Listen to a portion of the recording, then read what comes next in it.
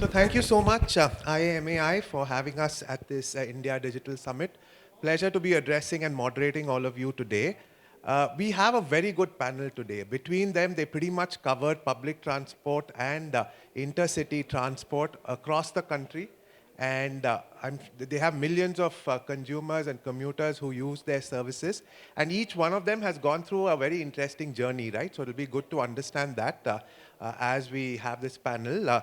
The way we'll structure this panel is broadly break it up into three broad areas. The first section, we'll have an introduction followed by just a description of the businesses, right? Each one of them has multiple businesses, and hence it'll be good to understand their portfolio. But more importantly, how are consumers changing, right? The way we commute, how Gen Z is looking at transport and travel is going to be very different from what we used to do in the past. And hence it'll be good to understand how consumers are changing. And from there, we'll move to hence what is the implication of technology and how it's impacting each of their different businesses. And we'll end with a question around the future in terms of how their future outlook is going forward, what are going to be some of the key areas of focus, and where is it that they will be investing, right, from a tech standpoint. And then we'll have a question and answer session, right? Broadly, this is the structure of the discussion today. So with that, I'll probably start with you, Dhruv. Why don't you just take us through your journey in terms of all the different businesses that you've incubated and built, and how is it that you're seeing the consumer evolve? No, let me focus only on Chalo. That's not, that was a past life, so it doesn't matter.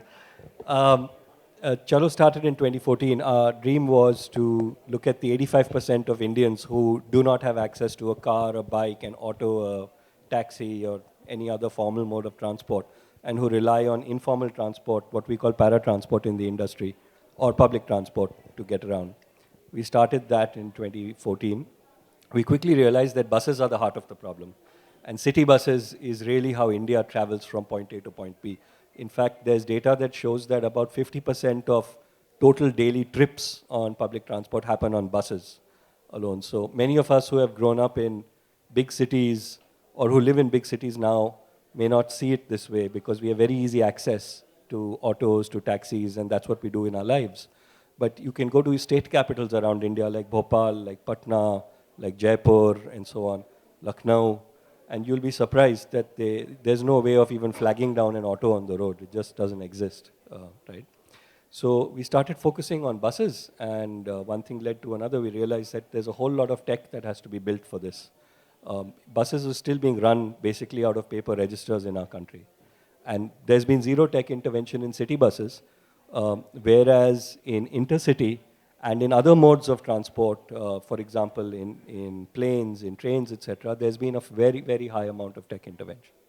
So we literally started building things out one after the other. We have the Chalo app now, with which you can live track a bus. Most of you who have traveled overseas will be quite familiar with it, but for Indians, these things just never existed before. We also have other products and services, but I think we can cover that later. Yeah. Thanks. Sure. And how is it that the consumer is changing? It'll be good to hear. How is the consumer changing? Yeah. So the consumer did not know that there was a thing called live tracking of a bus even possible until we launched it. And again, like I said, if you travel to other cities around the world, you probably experienced it and said, oh, wow, this is great. But just think of the average everyday Indian who relies. Okay, I'll continue. Just think of the average everyday Indian who relies on taking a bus morning and evening to get to work or to college or whatever. They had no idea that you could live track a bus and get to know before you left home that the bus is 14 minutes away or 45 minutes away, right? So I think we were lucky enough to introduce that. But now that that has happened and it's been around for a few years, they are so demanding that even when we get it wrong by 2 or 3 minutes, we get like 1-star reviews and galis often. Some of our 1-star reviews have a fair amount of curse words. I'm mostly from marketing, so I look at that as saying, this is how important it is to you to get that right, you know. So yeah. Great. So that's a wonderful insight. With that, we'll move to Prakash. Why don't you quickly introduce your portfolio and then talk about how consumption and consumer behavior is changing. Thanks, Anand. Very happy to be here. So I take care of redBus, the company, as well as the ground transportation, verticals under Make My Trip, because redBus is a part of the Make My Trip group. And within our portfolio, we have got the intercity bus business, which is the redBus. We facilitate, we're a marketplace that connects bus travelers with bus operators. And we operate that business in India and also in markets outside India, primarily in Southeast Asia and LATAM. The other vertical that we have underground transportation is rail ticketing, which we again sell on all our three brands, Make My Trip, Goibibo, and redBus. And we also have cabs. In cabs, we have both airport transfers as well as outstation cabs. And we have recently, last year, we acquired Savari, which some of you would know is an outstation cabs player. So we own a majority position in Savari, which is our entry into the outstation cabs market through a very dedicated and focused supply, as well as building a new brand there, or other making investments to make Savari even bigger. So this is the portfolio that I take care of. And coming on to your question about what has changed, actually, one seminal event in the lives of all of us who are in the travel industry is COVID, right? Because when COVID struck, all of us were literally left with no sales the next day. Our business went from whatever it was to practically zero, right? So the quarter when we had the COVID lockdowns, etc., our revenue came down by 95%, right? The 5% somebody was running a bus and some travel happened. So COVID kind of is very defining in our lives. So when I look at how things have changed pre-COVID and post-COVID, one is that there has been, the seasonal patterns have completely changed, right? So we were used to at a point in time when most people would kind of travel between the big towns, Bangalore to Delhi, to Chennai and Bangalore to Hyderabad and all that, largely people going home on weekends, right? While that travel trend continues to be there, what we are seeing is there's a lot more experiential travel happening now. So there is this narrative going on about consumption slowdown in urban India. That is not impacting travel, because travel is happening, people are traveling a lot. So we have seen very, very different seasonal patterns emerging.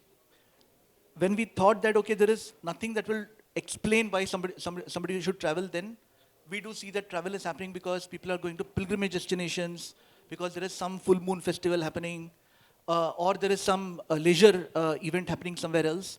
So we are seeing a lot of this. We have Ayodhya, Ujjain, are well known, like Kumbh is very well known, but there are so many tier 2 pilgrimage destinations like Tiruchendur and Tiruvannamalai and Srisailam, which are all popping up everywhere, and a lot of travel is happening, right? So this entire pattern of travel has changed a lot. The second thing is that digitization has taken a deep hold. So now a lot of our sales is coming from tier 3 towns, tier 2 towns, lower down the pop strata. A lot of the non-traditional markets for bus. Bus used to be very big in south and west, but now we are seeing markets like north, etc., growing upwards of 50%. And thanks to players like Intercity, etc., coming in and fueling that growth as well. So essentially the patterns of travel are changing, and because of a lot of the investment in expressways that has happened over the last 10 years, it is also connecting further towns, and therefore time taken to travel has also come down. And because of that, again, many new opportunities for travel, many new routes are emerging, right? So these are some trends that we are observing on the consumer side. Maybe we can talk about the supply side sometime later. We'll come to that. So thanks, Prakash, for that. In fact, we were just having a discussion. There's a Coldplay concert in Bombay. The flight tickets to Bombay today is like 30K, right? So India is changing. There are a lot more avenues now to travel. And he referred to intercity. So Manish, why don't you now take over and talk us about your portfolio and how you're seeing consumption and consumer behavior change. Sure. So I'll mix up both the consumer journey along with our journey around. So we started, we in fact started in trains about 10 years back. More was to try to look at, what are some of the problem statements we can solve for train travelers, and built up a platform which today is known as RailYatri. So while we were doing all of that RailYatri and understanding how people use trains to mode of people to travel, we realized few things, and that's took us to the next step of our journey. which is that, first thing, we realized that, look, there was, the data point which we saw was that about 1 million people, and this number can increase during the festival season. Million people were going back home at the end of the, because their train ticket did not get confirmed. I'm assuming all of you are well aware of this ticket waitlisted formula or waitlisted phenomena, which is very unique to Indian Railways. Correct? And then we realized that, we thought about, okay, these are the consumers, if they're not able to get to travel across on the train, what are they doing? Why are they going back to home? Why are they not taking a bus or any other mode of transportation per se? And that's where we realized that, we cannot look at train travelers and bus travelers in isolation. They are the same people. They're the same people. They choose trains and buses depending on the convenience or depending on the availability and all. So we started around on the integrating the train side with the bus side, and wanted the train travelers to kind of move across onto the buses, if the chances of their train ticket did not get confirmed. But we realized that people in India like their trains. They love their trains. If I have to kind of look at it, people who are dedicated trains, they like to travel on trains. And this, if you tell them, why don't you go on the bus, they'll simply say, nahi, main kal aa jaunga wapas hai, I'll have to come across as in that. And we realized that there's a gap between a train and what a train experience is and a bus experience is. And so that's where we started across our intercity journey. We said that if we can make bus travel very similar to train travel, well, whatever experience, you cannot make it completely comparable, but if we can make it some comparable, maybe these train travelers who are going back home, maybe travel across on the buses side. And that's where our journey, which is the intercity brand, kind of started. We created a lot of parallels to the train. So for example, flatbeds in the train, built up like, for example, if we call across lounges, which are equivalent to train stations where people can come, sit, wait for their buses. We introduced the concept of a bus captain, which is equivalent to like an air hostess or a TT traveling into a train. Introduced the concept of a washroom inside the bus, which were whatever were the deal breakers to kind of go and accept across on the bus. So that's where ours started. So our idea, see, it is very important to know that the future in India, looking at how the growth in travel is happening and those things around, we strongly believe the future of long distance travel in India is on roads. Trains are not expanding at the same rate as what the economy or whatever population which is growing. They are expanding. I'm not going to say that, but it's not happening across. And whereas roadways and government is putting a lot of money across on the highway infrastructure and these things around. So future is across on the road side. So if we can make people travel on the road and provide them with the same kind of facility which is across us in that way, we believe that they would travel across a bus. And the last 4 or 5 years, we have demonstrated that people have looked at buses in the same level as trains. And that's how our journey has started. Of course, now that we have demonstrated few things across on the bus side, then what is the next thing and what is the next thing?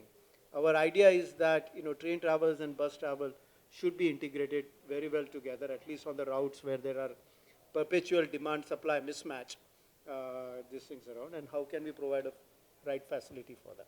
Wonderful. Thanks, Manish. That was fascinating to see how train travel has been integrated with road transport. Now, again, we have a very similar business here with Dinesh. But the difference is here there are multiple brands, right? And they've kind of been grown through acquisitions, etc. So it'll be good to understand your portfolio too, and specifically how you are looking at addressing some of the challenges that you face when it comes to customer service, etc. And how consumer itself is changing, right? And therefore, how are their expectations changing? So I lead both the brands, ConfirmTkt and Ixigo trains. So ConfirmTkt, both started similar time, 2014 kind of, and I was leading ConfirmTkt before that, before 2021 kind of, and we got merged in 21, and now I'm leading both. Combinedly, it's a large number of train tickets that we do on a volume basis, but I mean, a lot of people covered how other businesses are changing. So one thing I'm seeing specifically in train travel, what it is changing is like people are shifting to an AC kind of an approach. Even government is pushing into that, right? Like the consumer spending patterns have changed now. More money is flowing in, and they want that segment is actually moving up, I would say.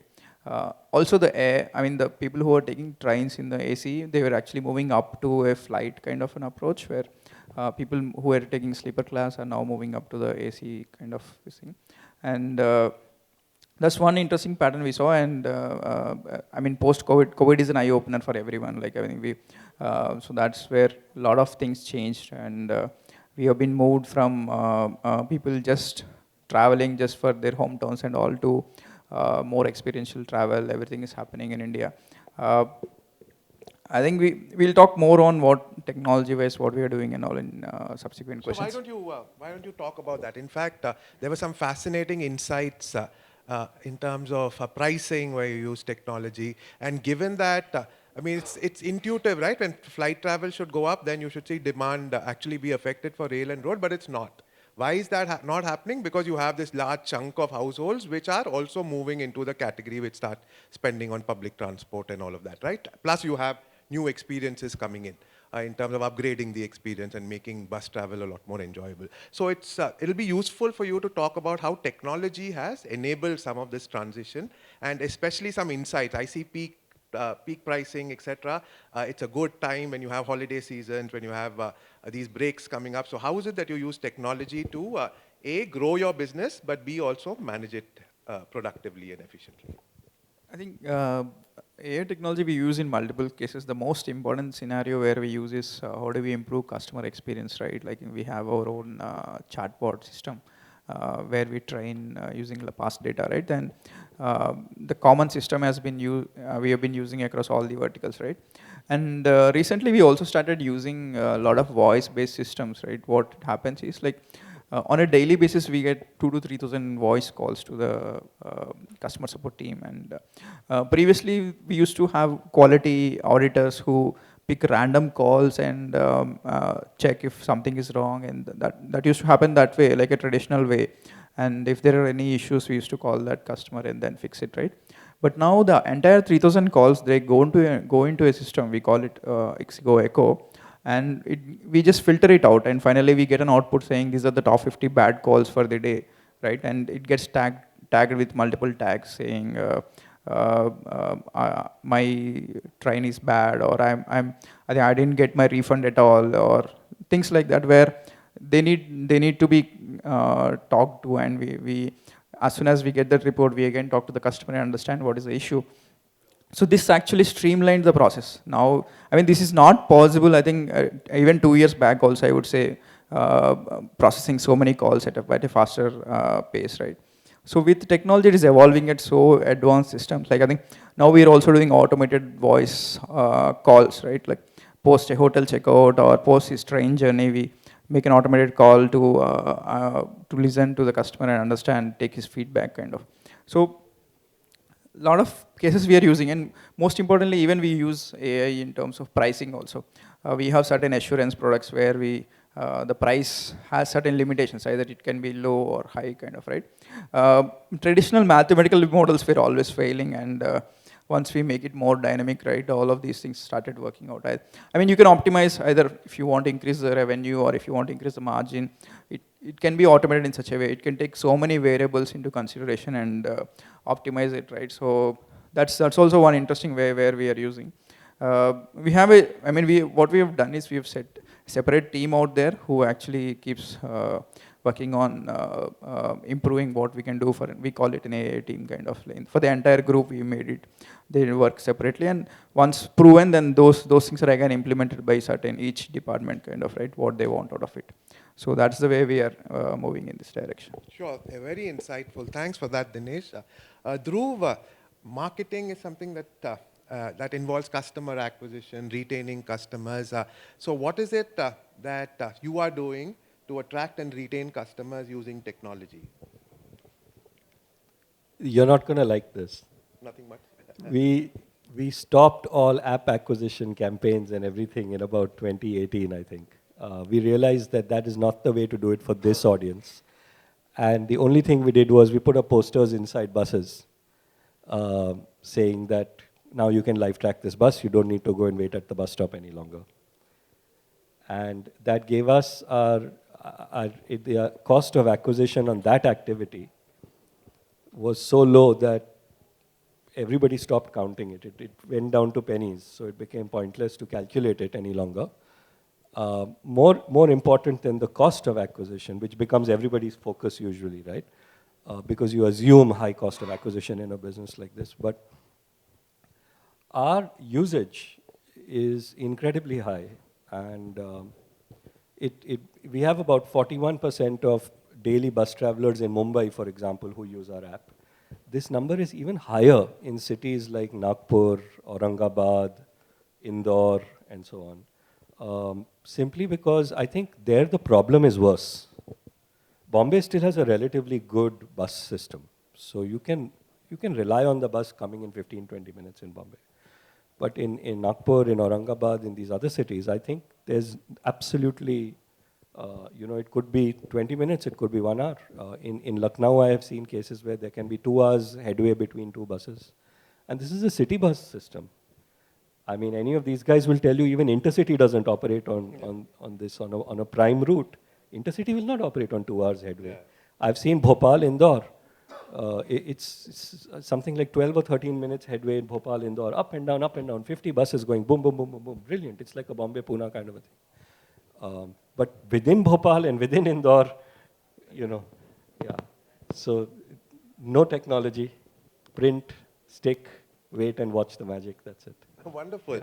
And in fact, tier 2, this looks like an opportunity that's very scalable, right? There are like 40 cities which are over 1 million, there are another 400 which are over 100,000. So you can just scale up public transport in all of these.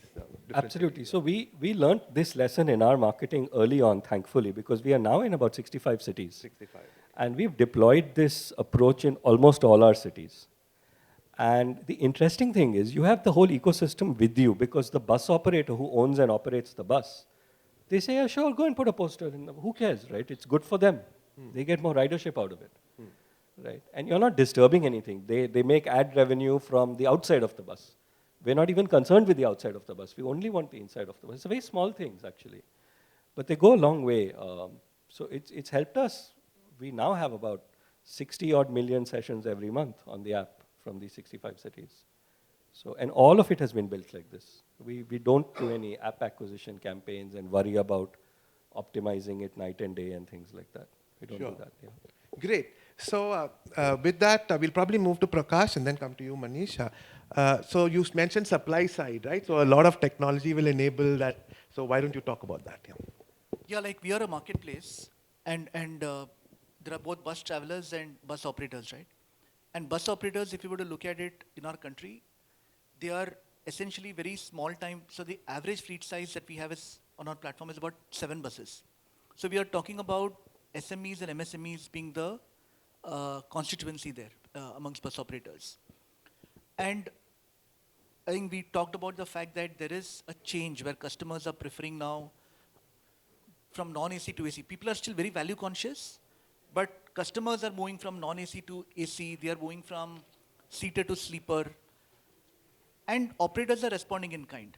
So they are also kind of realizing that, look, customers are looking for better experience and therefore they need to invest behind that. For example, a lot of the operators would earlier compensate for passenger revenue by taking on cargo.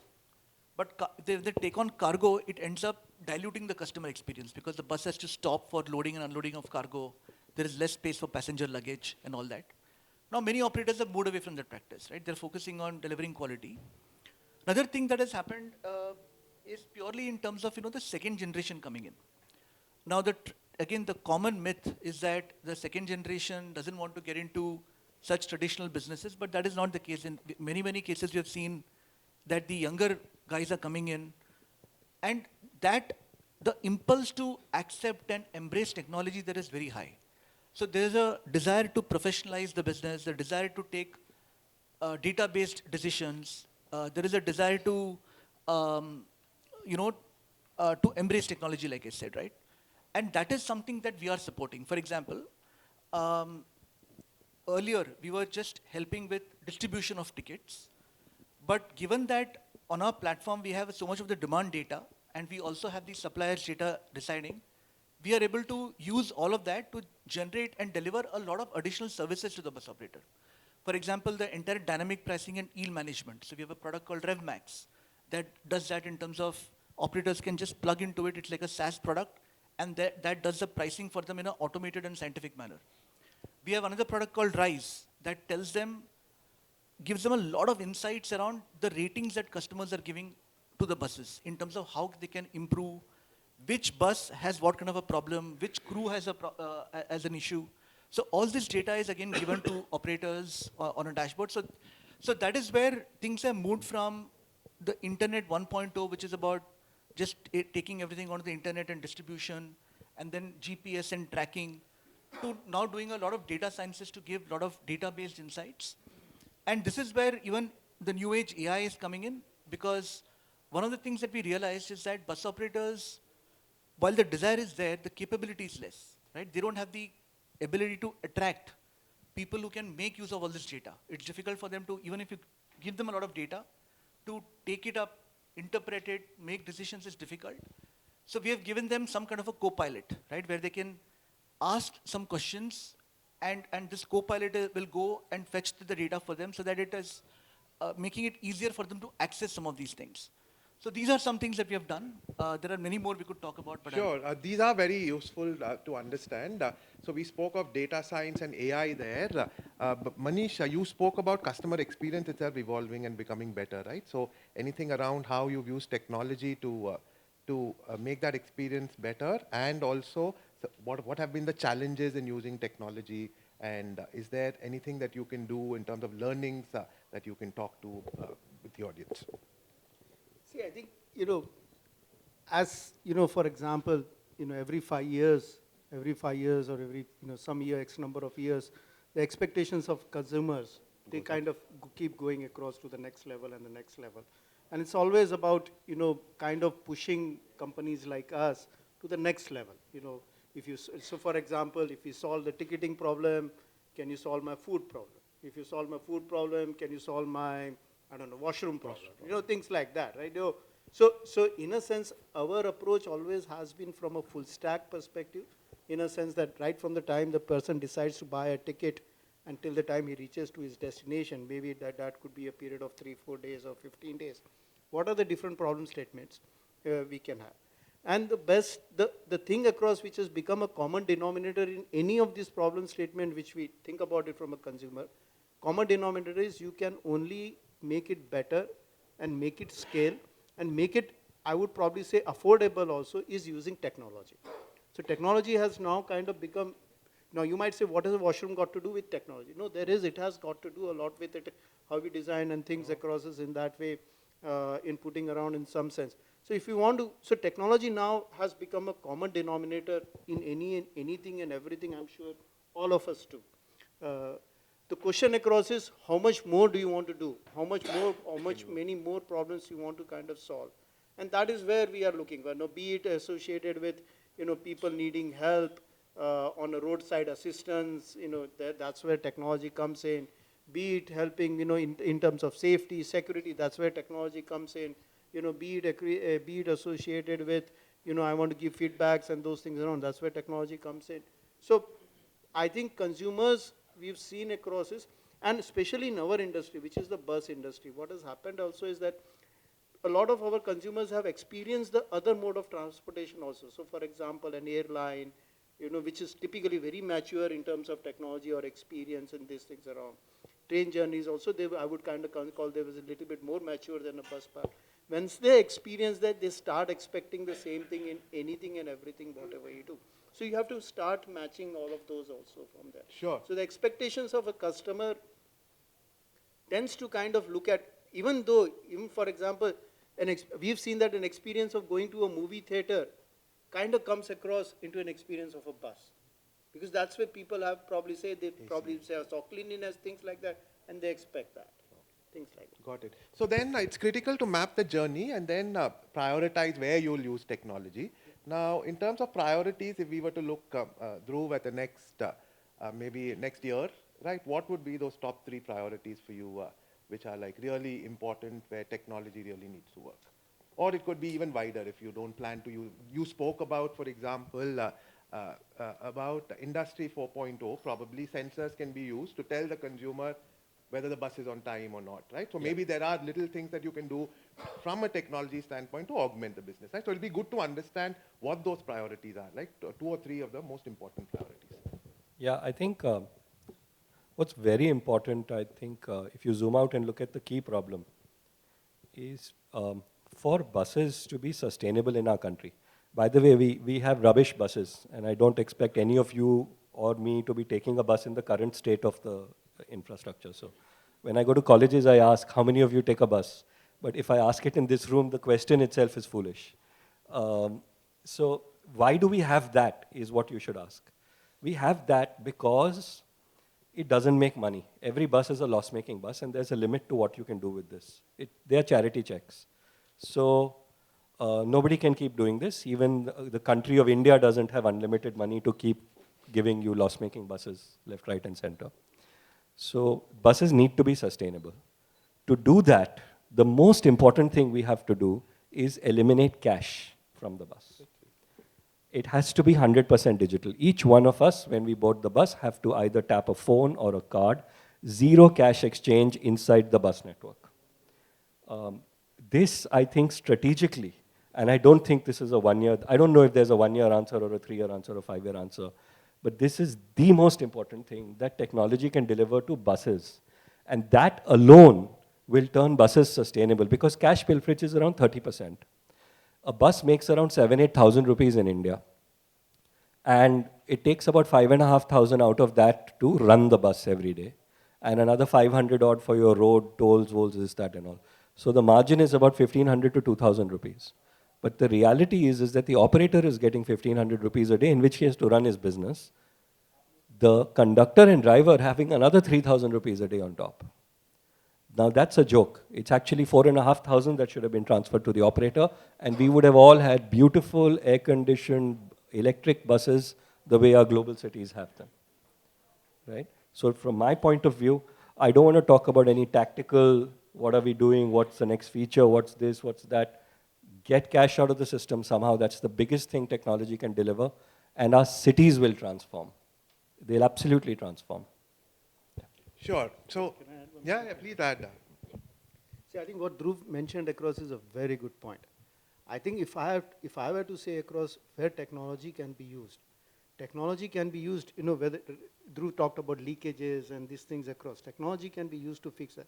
The most important point in public transportation business in India, and I'll probably right now just take trains and buses, is can we run them profitably?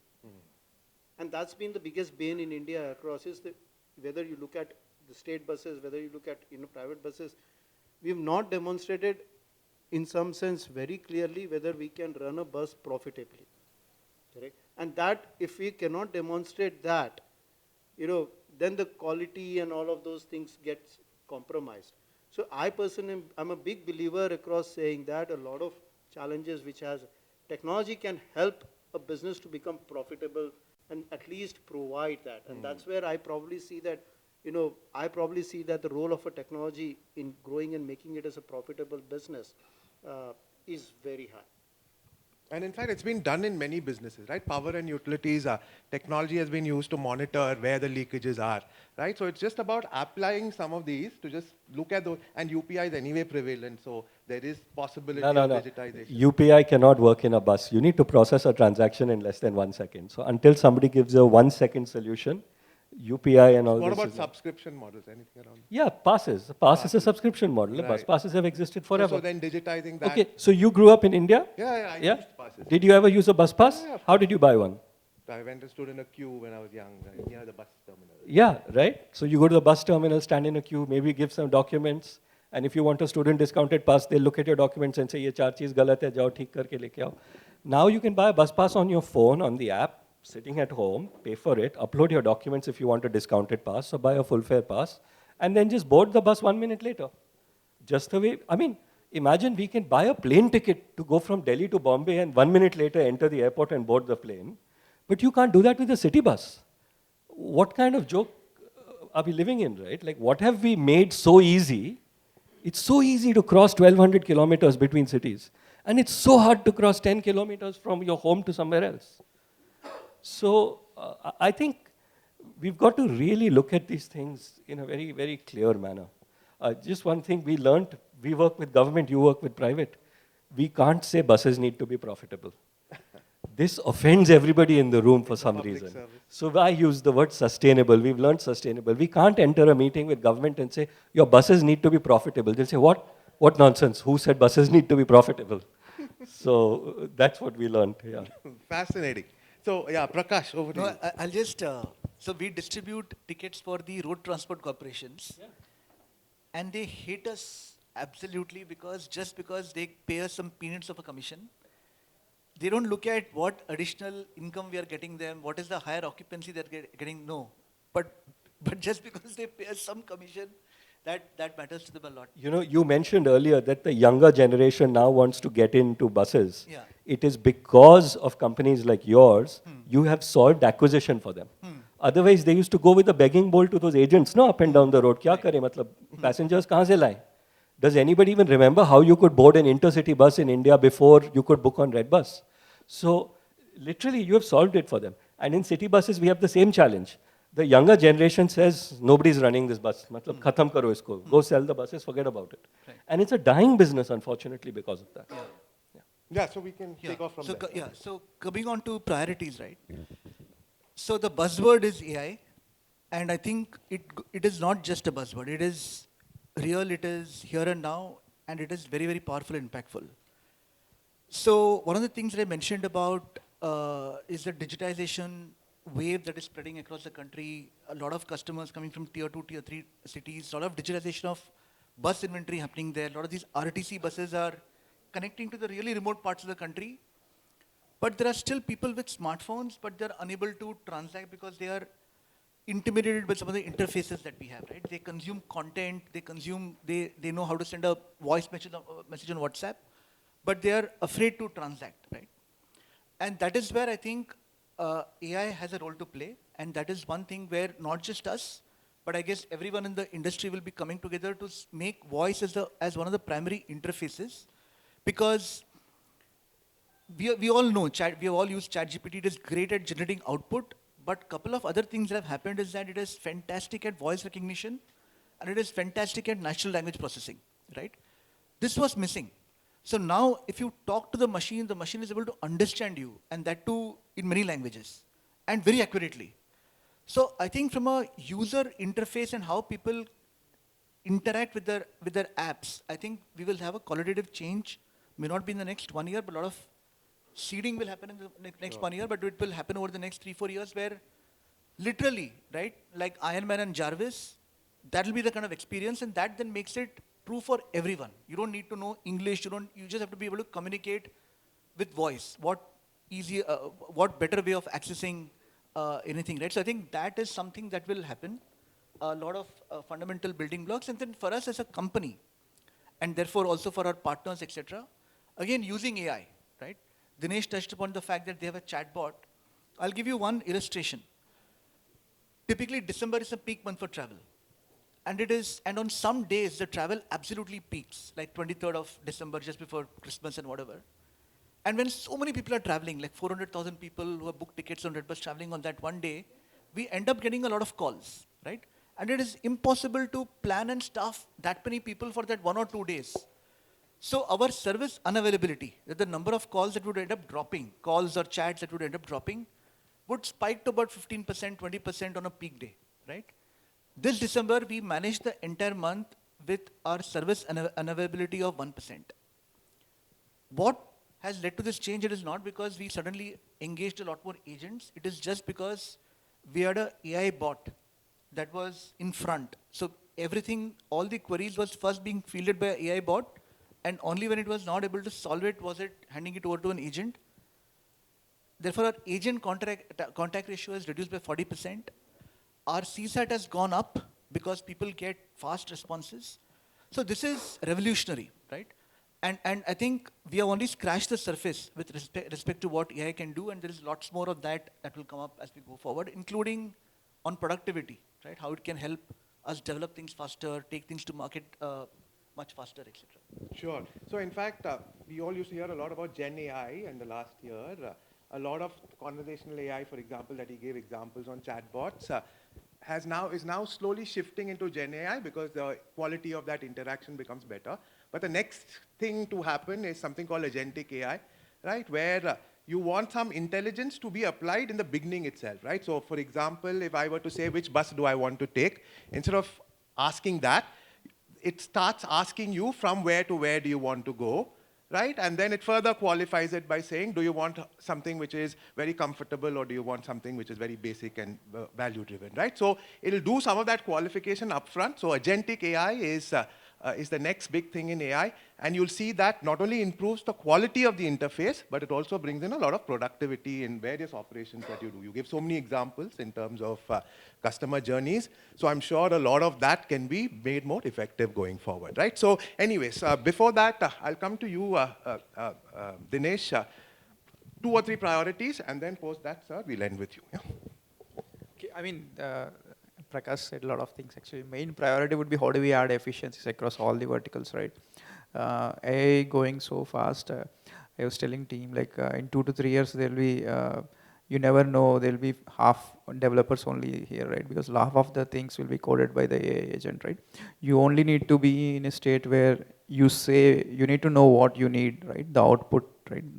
Mainly the product managers and developers might get combined, and it will be a single person who will actually say what I definitely need, and majority of the coding will happen automatically. The same thing applies to a lot of other things like customer support teams, or right, and this is one kind of efficiency. How do we add efficiency even in the users layer also? I mean, if a user is spending like 10 to 20 minutes of his time just for booking something, how does that get faster, right? If it needs to be so much customized to that particular person. Currently, majority of the systems are like open systems, like it's the same interface for each person out there, and it has to be very much customized to that particular person, his interests, what is he actually booking previously, or what is his preference, etc. Right? So we will move in that direction over a period of time. But end of the day, it's all business. Like how do we add business efficiency? It's all one thing is how do you save cost, at the same time how do you reach out to more people. I think we already started using majority of our marketing efforts also, right? Majority of our social media pages content is now AI driven. I mean, even the marketing team uses a lot of these things. A lot of texts and videos are also now getting AI driven. Like if you have a large video, it automatically changes it into a 5-second videos, and you can use them in your systems. And even the prediction also, right? Let's say you can create predictive audience who are your 7-day likely users who are going to transact, like, and then use them and again retargeting them, right? There are so many cases actually evolving in every department, I would say, and yeah, we'll be very efficient going forward. I would say the same number of people can actually serve double the number of customers, and it will keep evolving. It's like it will have so much multiplier effect actually. Wonderful. So on that, we'll come back to you, Manish ji. What are your big priorities, and where do you see technology really make a big difference to the businesses that all of you all run?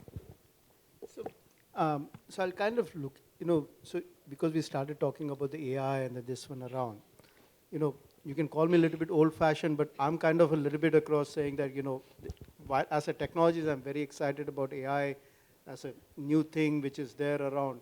But at the same time, I also worry about where and all it is kind of used and how. So for example, 90% of the calls which comes to our office has a sense of anxiety built into it. So it's a sense like, think about it, if you're calling an emergency ambulance and there's a chatbot talking with you at that time. It doesn't work out in those kinds of scenario, right? So for us, the empathy part, these things part, which has to kind of work out with the consumer, especially when there is a sense of panic in their questions. Am I standing at the right place? Where is the bus? Whatever. There's a sense of panic.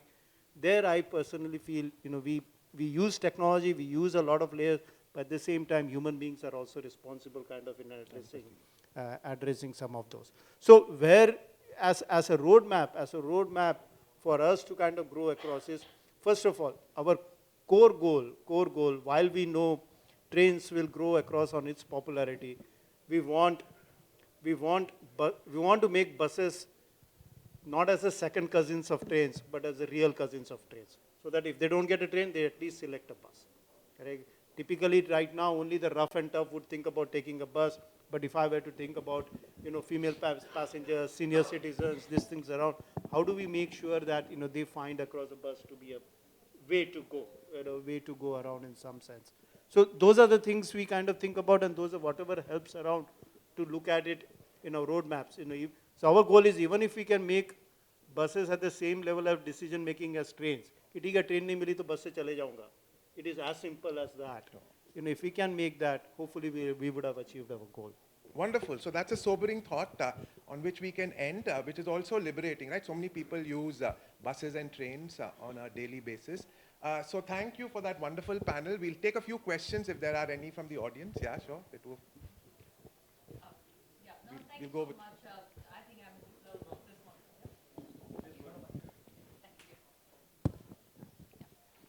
Thank you so much. This is really great. A lot of the good points, which are school of obviously thoughts, and you have answered as well what I was thinking. See, if we talk about bus as a service in itself, right, has a lot of challenges, right, to begin with.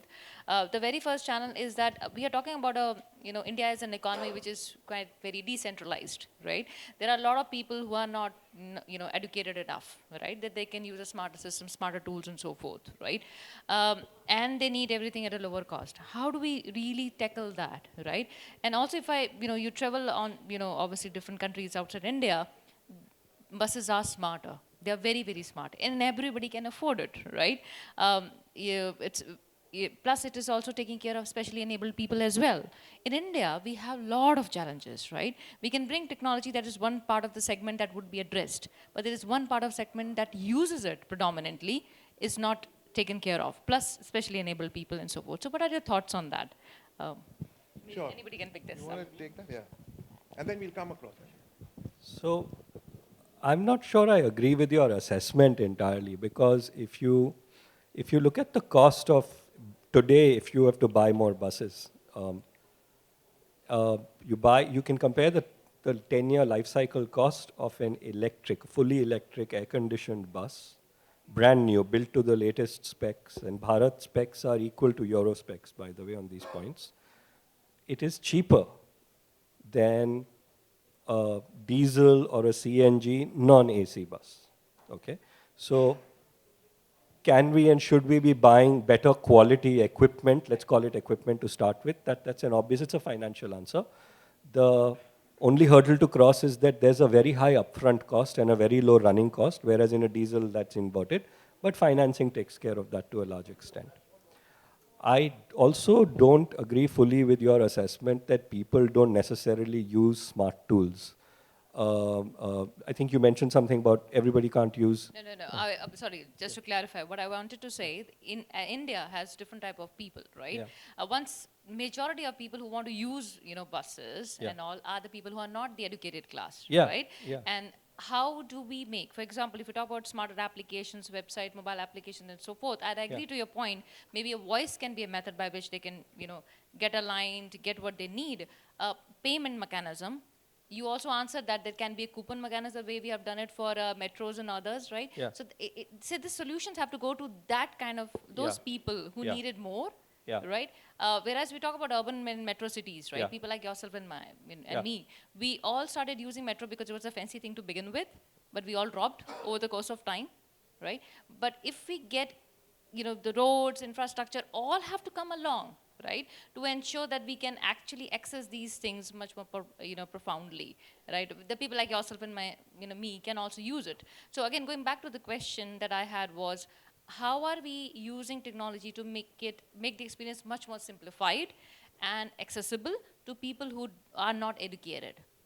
So in our business, I'll give you a very short answer on this. We recognize that everybody is not comfortable using their phone to, let's say, pay, okay? We have cards for that. And this is an age-old answer. It's not a glamorous answer. It's not a sexy answer. It's been around for 40 years. It's just never worked in India.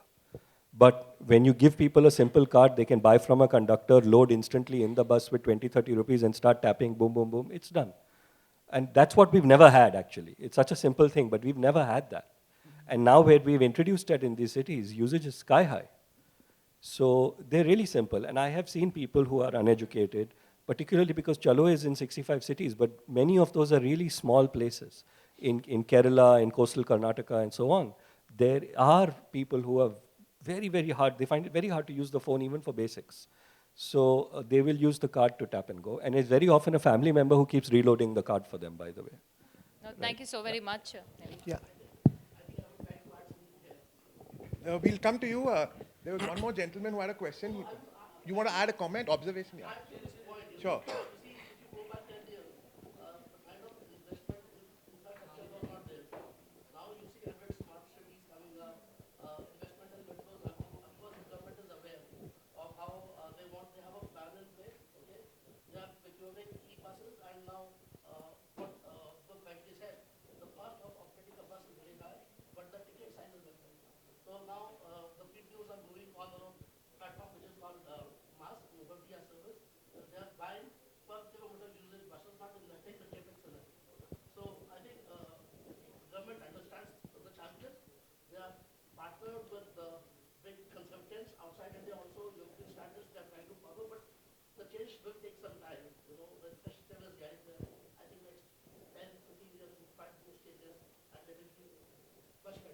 No, thank you so much. There was, I'll pass it on to my friend at the back here, right? But there's...